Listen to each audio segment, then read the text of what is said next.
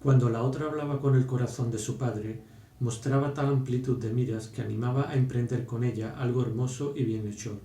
Así se lo decía uno, pero en el momento en que se iba a llegar a una conclusión, el corazón de su madre había recobrado el control, y era él quien respondía, y uno quedaba desilusionado e irritado, casi intrigado como ante la sustitución de una persona por otra, por una reflexión mezquina, por una pícara sonrisa burlona con que Gilbert se complacía, porque ambas nacían de lo que realmente era ella misma en ese momento.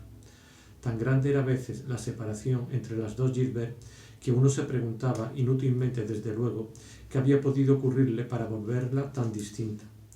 No solo no había acudido a la cita que nos había dado ni se excusaba luego, sino que, fuera cual fuese el motivo que hubiese podido hacerle cambiar de decisión, después se mostraba tan indiferente que, sintiéndose víctima de una semejanza como la que constituye el argumento de los menecmos, no estaba uno delante de la misma persona que con tanta amabilidad había pedido vernos, de no ser porque el mal humor con que nos recibía delataba su sentimiento de culpabilidad y un deseo de evitar las explicaciones. Venga, vamos, vas a hacernos esperar, le dijo su madre. Estoy tan a gusto junto a mi papaíto, quiero quedarme un poco más, respondió Gilbert, escondiendo la cabeza bajo el brazo de su padre, que pasó tiernamente los dedos por su cabellera rubia. Swann era de esos hombres que, después de vivir mucho tiempo en las ilusiones del amor, han visto el bienestar que dieron a muchas mujeres acrecentar la felicidad de éstas sin suscitar de su parte ninguna gratitud, ninguna ternura hacia ellos, pero en su propio hijo creen advertir un afecto que, encarnado en su mismo apellido, les hará sobrevivir a la muerte. Cuando Charles Swann no existiese, seguiría viviendo una Mademoiselle Swann o una Madame X Swann de nacimiento, que continuaría amando al padre desaparecido. Amándolo tal vez demasiado, pensaba Swann sin duda, porque respondía Gilbert, eres una buena hija. En ese tono enternecido por la inquietud que nos inspira para el futuro, la ternura demasiado apasionada de un ser destinado a sobrevivirnos. Para disimular su emoción, se sumó a nuestra charla sobre la berma.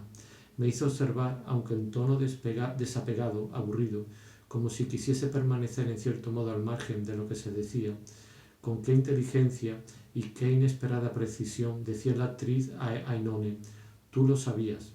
Tenía razón, aquella entonación tenía al menos un valor realmente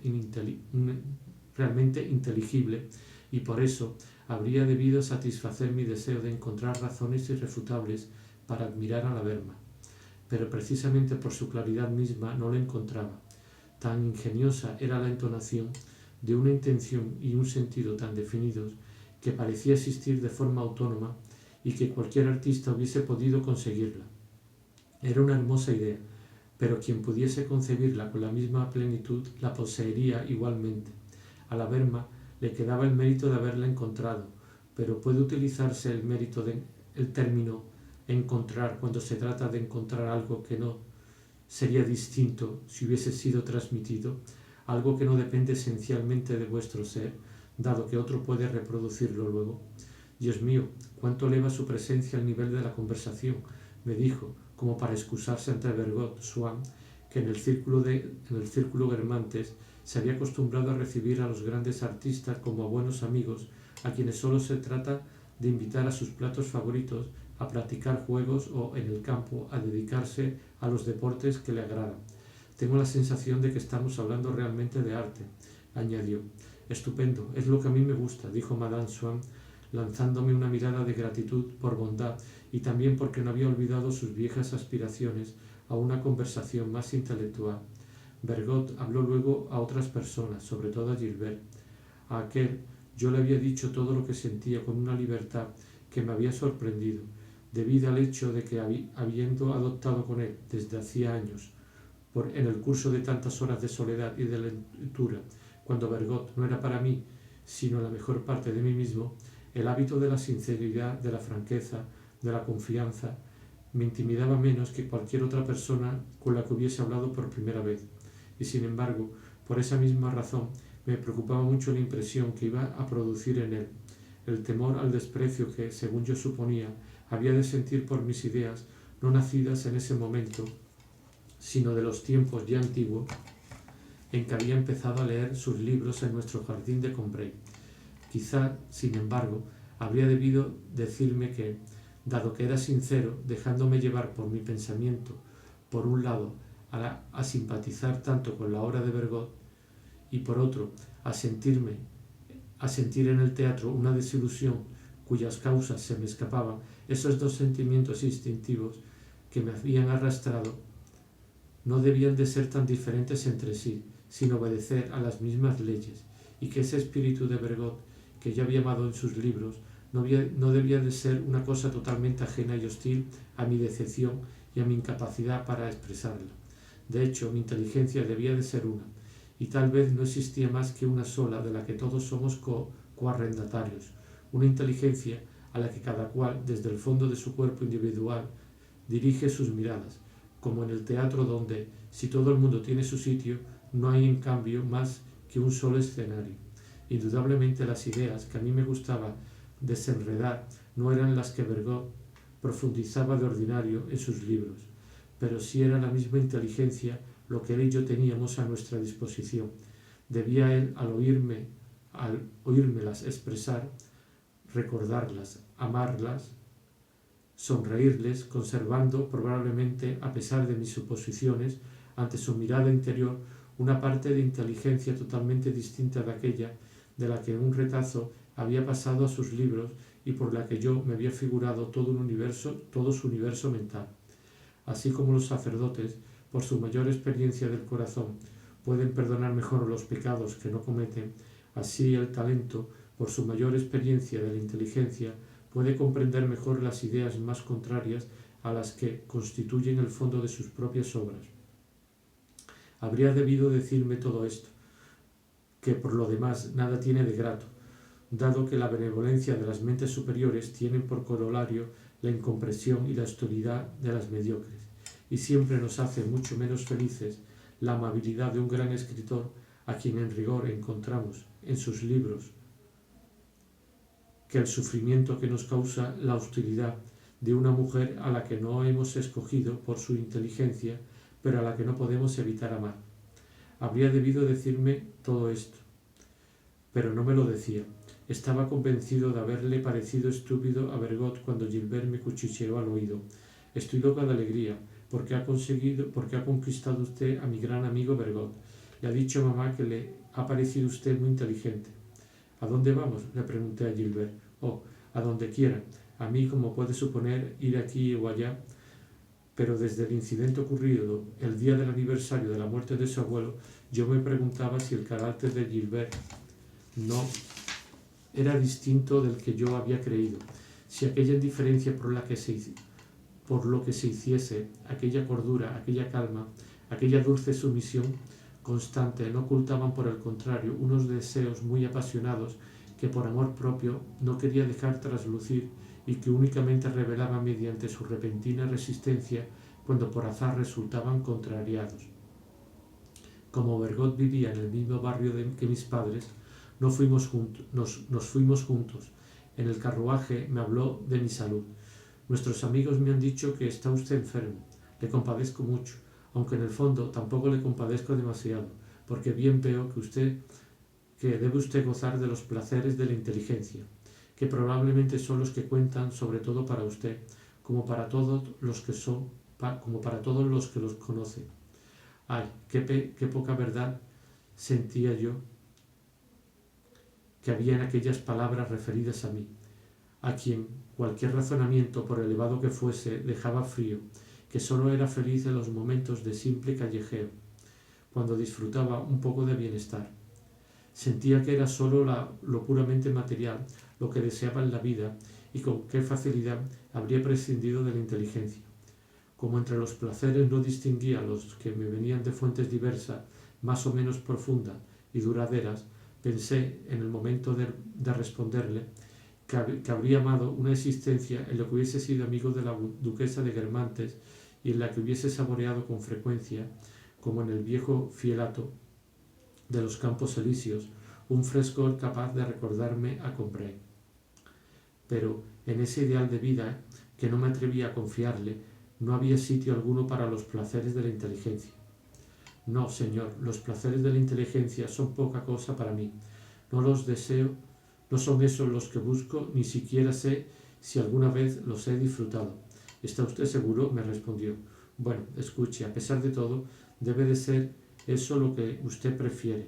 Es lo que yo me figuro, y realmente lo creo. No me convencía desde luego.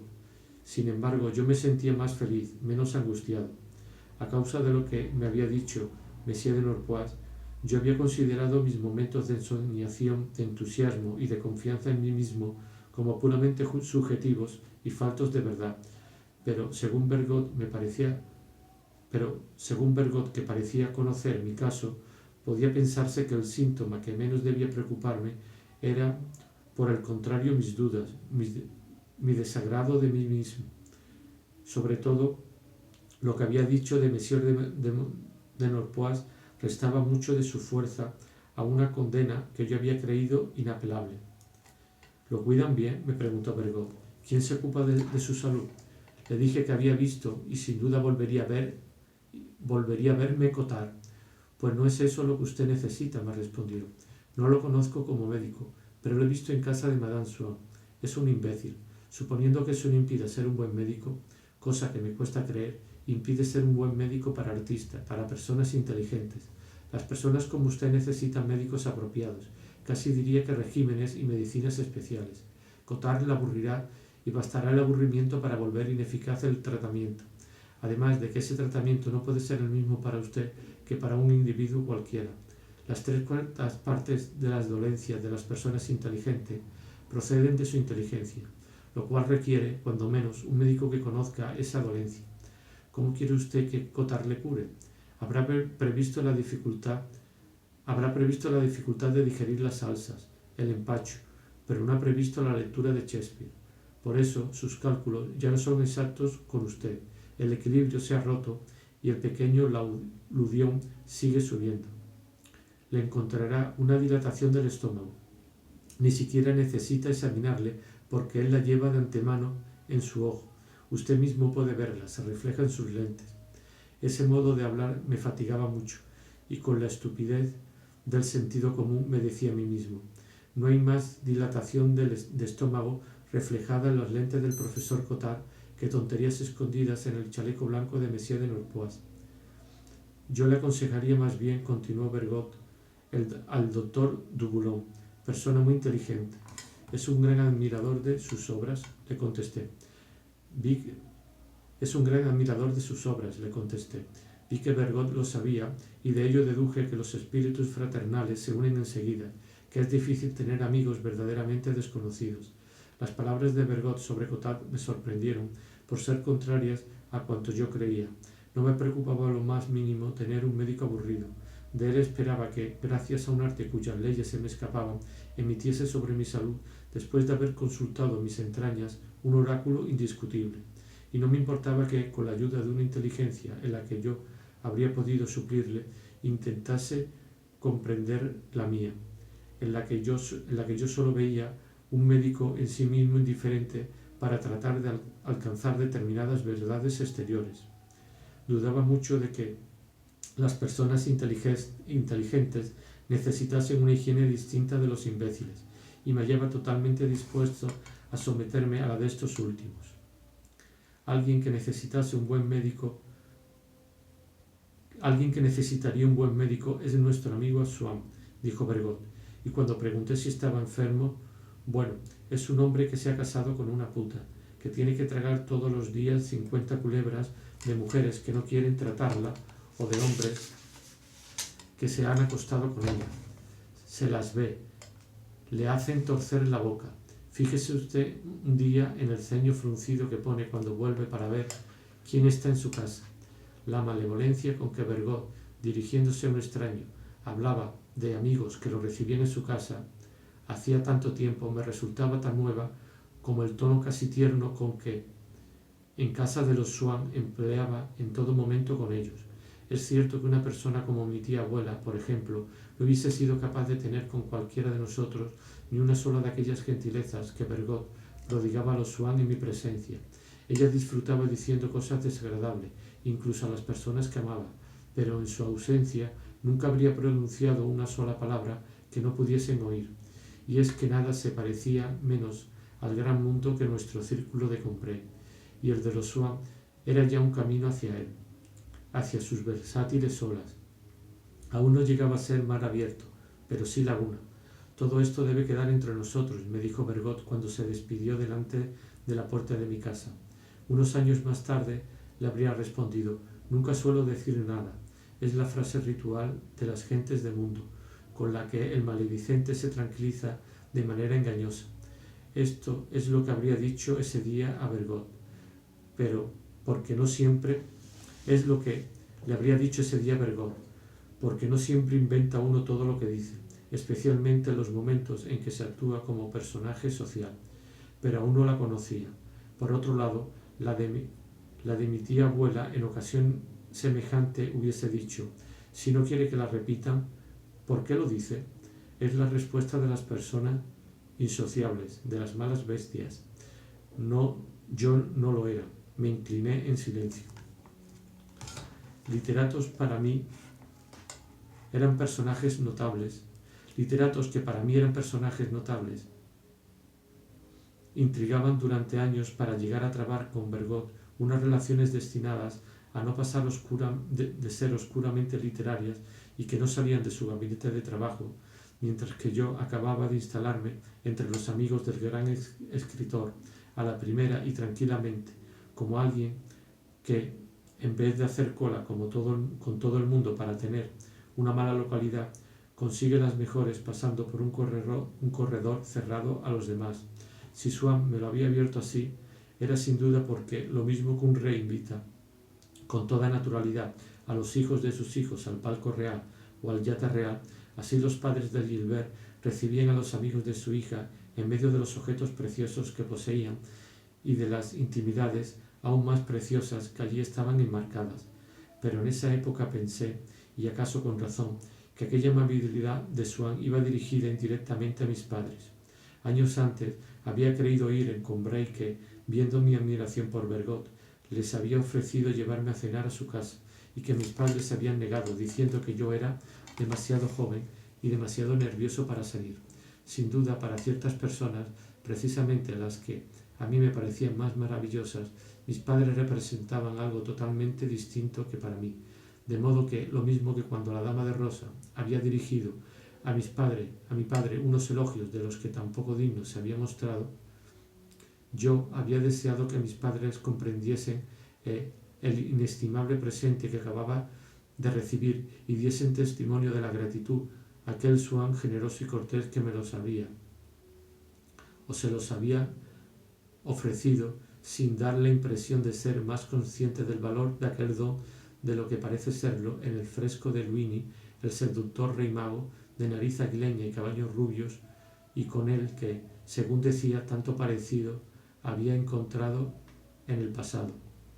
Por desgracia, aquel favor que Swann me había hecho y que, de vuelta en casa, antes incluso de quitarme el abrigo, anuncié a mis padres, con la esperanza de que despertaría en su corazón una emoción semejante a la mía, induciéndolos a alguna fineza enorme y decisiva con los Swann, aquel favor no pareció ganarse su aprecio. Swann te ha presentado a Bergot. Vaya conocimiento, bonita amistad, exclamó irónico mi padre, lo que nos faltaba. Y cuando añadí que a Monsieur de Norpois no le gustaba lo más mínimo, naturalmente replicó: eso demuestra que es una mente falsa y malévola. Pobre hijo mío, no tenías mucho sentido común y me apena verte caer en un ambiente que acabará trastornándote. Ya el simple hecho de frecuentar la casa de los Swann estaba lejos de agradar a mis padres. Mi presentación a Bergot les pareció una consecuencia nefasta, aunque natural, de un primer error, de la debilidad que ellos habían tenido y que mi abuelo hubiese llamado falta de circunspección. Me di cuenta que para completar su mal humor bastaba añadir que aquel hombre perverso e incapaz de apreciar a Monsieur de Norpois me había encontrado sumamente inteligente.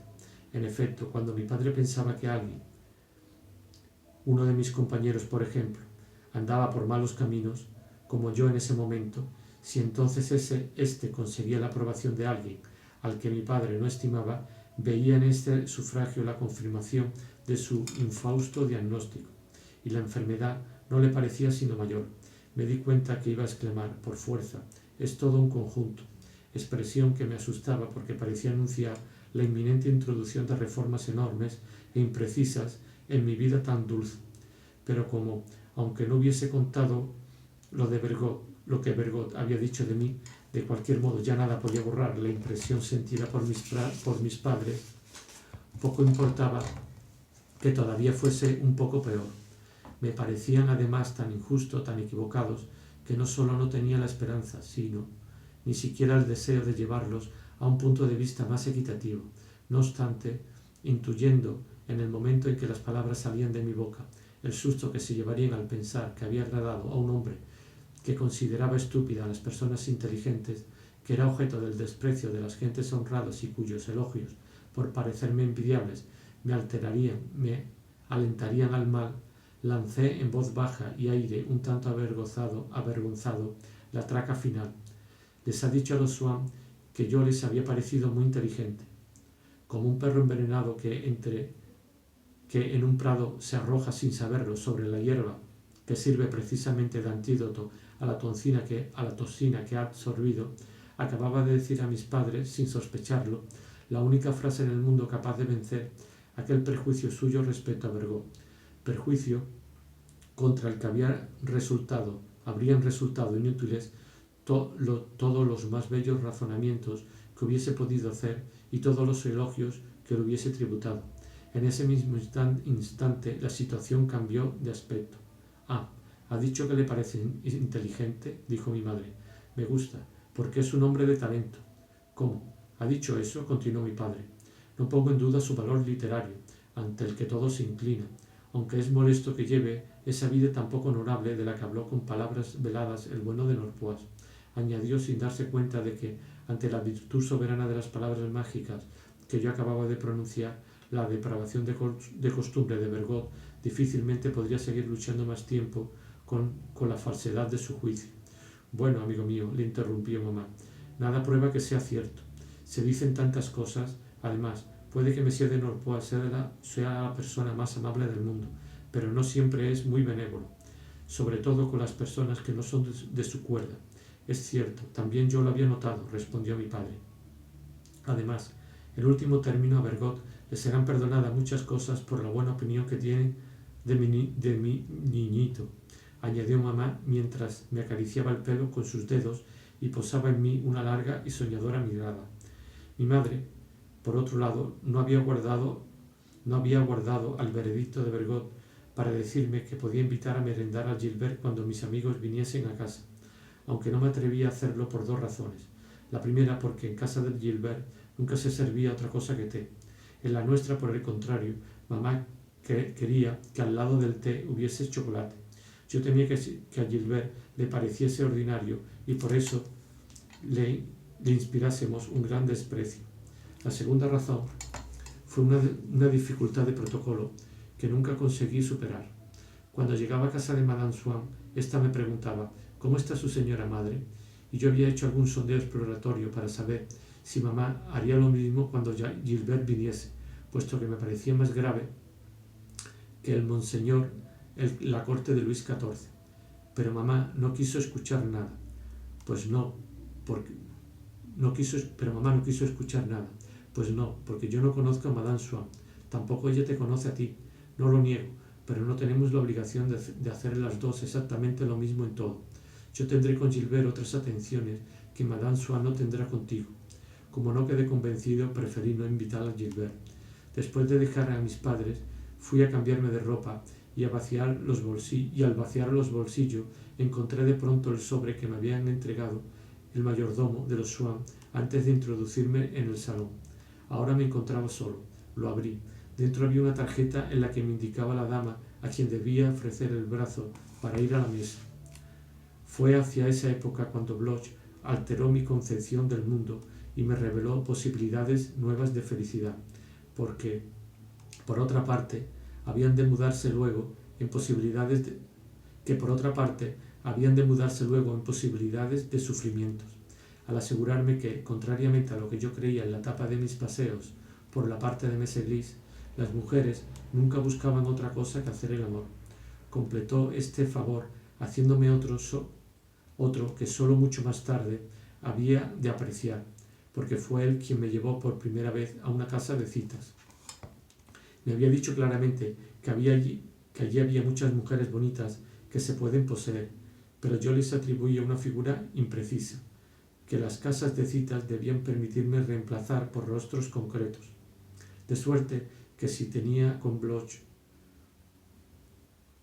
por su buena nueva de que la felicidad y la posesión de la belleza no son cosas inaccesibles y que renunciar a ellas para siempre es un trabajo inútil, la misma deuda de gratitud que con tal médico o con tal filósofo optimista que nos da esperanzas de longevidad en este mundo y de no vernos totalmente separados de él cuando pasemos a otro, las casas de citas que años más tarde frecuenté proporcionándome unas muestras de felicidad, permitiéndome añadir a la belleza de las mujeres ese elemento que no podemos inventar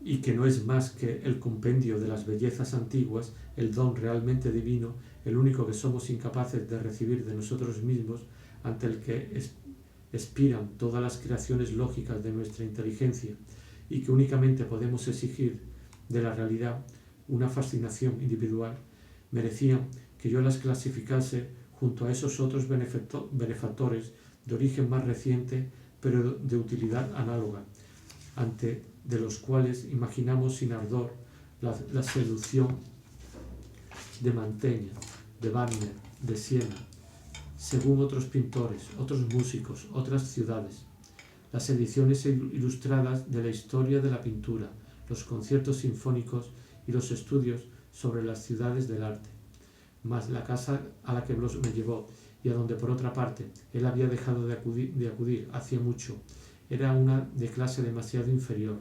El personal era demasiado mediocre y se renovaba demasiado poco para que yo pudiese satisfacer antiguas curiosidades o contraer otras nuevas.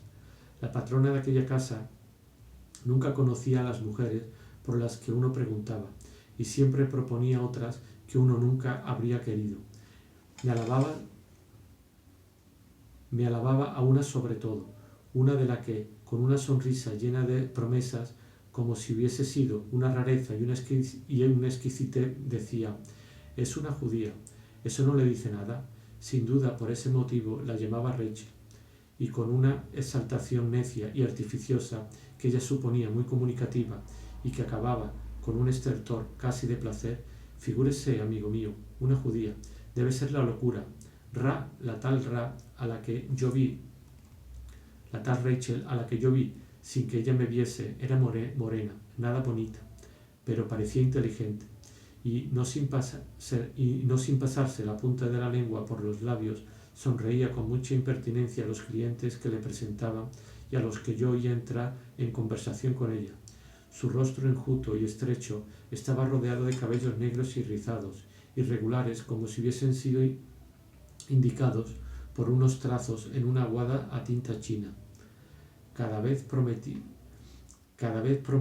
yo a la patrona, que me la proponía con particular insistencia, ponderándome su gran inteligencia y su instrucción, que algún día no dejaría de ir expresamente para conocer a Rachel, a la que yo llamaba Rachel cuando del Señor. Pero la primera noche la había oído decirle a la patrona cuando se iba: «Entonces, de acuerdo, mañana estoy libre, de modo que si tengo algo no olvide avisarme, que si tiene alguno no olvide avisarme».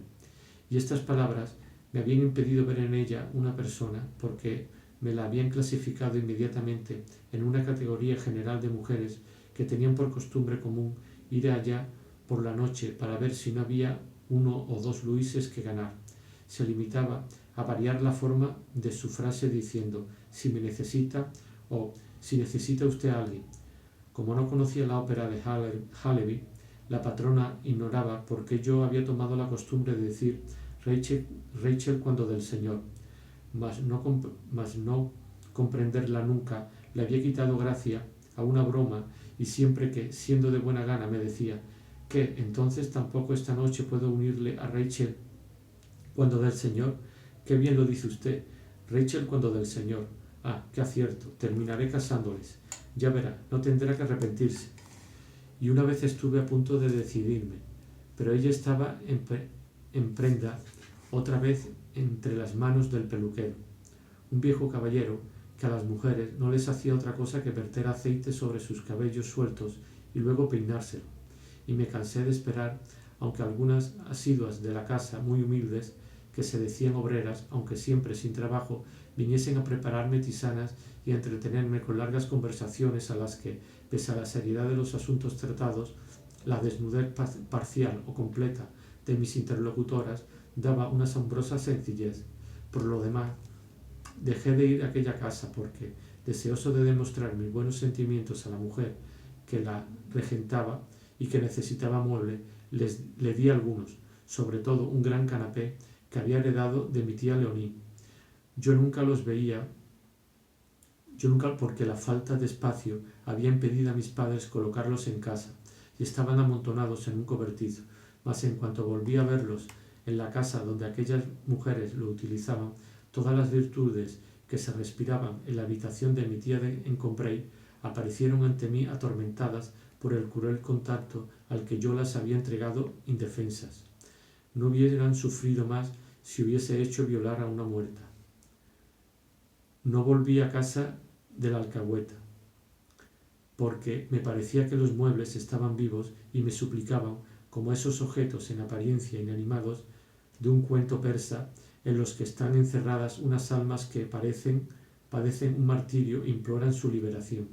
Además, como la memoria no suele presentarnos los recuerdos en una sucesión cronológica, sino como un reflejo donde está invertido el orden de las partes, hasta mucho más tarde no recordé que en aquel mismo sofá, años antes, había conocido por primera vez los placeres del amor con una de mis primitas, con la que no sabía dónde meterme y que me había dado el consejo bastante peligroso de aprovechar una hora en que mi tía Leonie estaba levantada.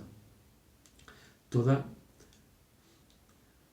otra parte de los muebles, y especialmente una magnífica antigua vajilla de plata de mi tía Leonie, los vendí, en contra del parecer de mis padres, para poder disponer de más dinero y enviar más flores a Madame Swann, quien al recibir inmensos cestillos de orquídeas me decía: si yo fuese su señor padre, le pondría bajo tutela judicial. ¿Cómo podía suponer que un día había de echar de menos de un modo especial aquella vajilla de plata y poner ciertos placeres por encima de aquel otro, destinado a quedar en nada de tener atenciones con los padres de Gilbert? Y también a causa de Gilbert, y para no alejarme de ella, decidí no seguir la carrera diplomática. Y es que son siempre estados de ánimo destinados a no ser duraderos los que nos hacen tomar resoluciones definitivas. Apenas imaginaba que aquella sustancia extraña que tenía su asiento en Gilbert e irradiaba en sus padres, en su casa, volviéndome indiferente a todo lo demás, podía ser liberada, emigrar a otra criatura.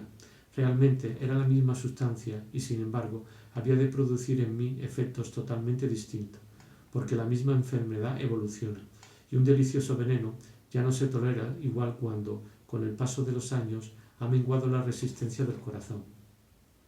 Mis padres, sin embargo, habrían deseado que la inteligencia que Bergot me había reconocido se manifestase en alguna actividad notable. Antes de conocer a los Swann, pensaba yo que me impedía trabajar el estado de agitación en que me ponía la imposibilidad de ver libremente a Gilbert, pero cuando sus puertas me fueron abiertas, nada más sentarme en mi escritorio me levantaba y corría a su casa, y cuando, tras despedirme de ello, regresaba a la mía, mi aislamiento era sólo aparente. Mi pensamiento no conseguía remontar la corriente del flujo de palabras por el que me había dejado arrastrar maquinalmente horas y horas, y a solas seguía fabricando discursos que hubiesen sido capaces de agradar a los Swann, y para dar más interés al juego me ponía en lugar de esos interlocutores ausentes. Me planteaba a mí mismo preguntas ficticias, elegidas de modo que mis brillantes ocurrencias no les brindase sino réplicas afortunadas. Ese ejercicio, aunque silencioso, era sin embargo una conversación, y no una meditación. Mi soledad, una vida de salón mental, donde no era mi propia persona, sino unos interlocutores imaginarios, los que gobernaban mi cabeza, y donde sentía formarse, en vez de pensamientos que yo creía verdaderos, otros que se me ocurrían sin esfuerzos, sin regresión, de fuera hacia adentro.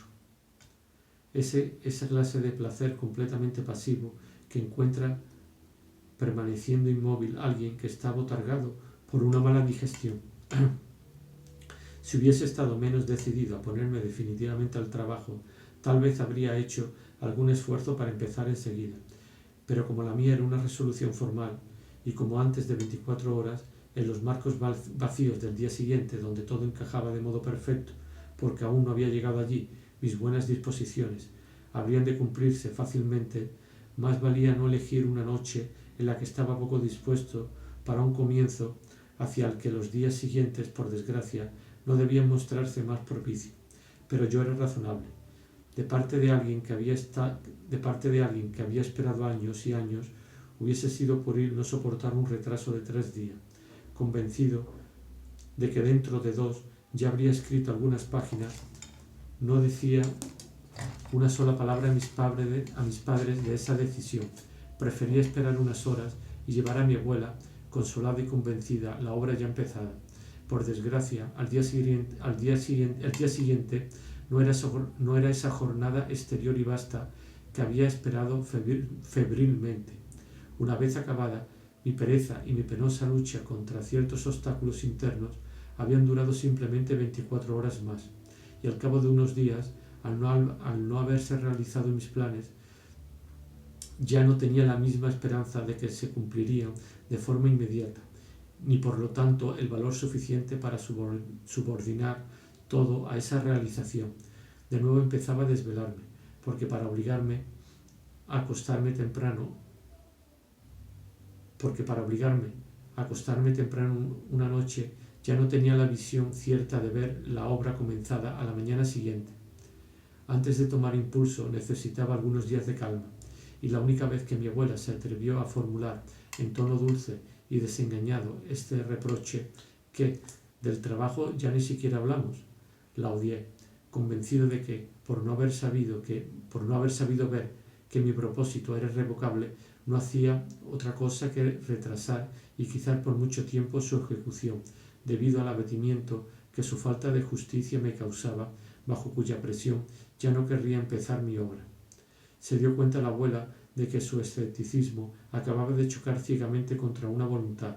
Pidió disculpas y me dijo, dándome un beso: «Perdón, no volveré a decirte nada». Y para que no me desanimase, me aseguró que el día en que me encontrase bien, el trabajo vendría solo por añadidura. Además, me decía yo, si me pasaba la vida en casa de los Swann, no hacía lo mismo que Bergot. A mis padres casi les parecía que, a pesar de mi pereza, llevaba una vida que, por desenvolverse en el mismo salón al que acudía un gran escritor, era la más favorable al talento. Y sin embargo, que alguien pueda haberse dispensado de labrarse ese talento por sí mismo, desde dentro, y recibirlo de otro, es tan imposible como tener una buena salud mientras se contravienen todas las reglas de la higiene y se cometen los peores excesos, con solo salir a cenar a menudo con un médico. Por otro lado, la víctima mayor de la ilusión que me engañaba, así como a mis padres, era Madame Swann. Cuando le decía que no podría ir a su casa, que debía quedarme a trabajar, parecía pensar que yo inventaba disculpas, que mis palabras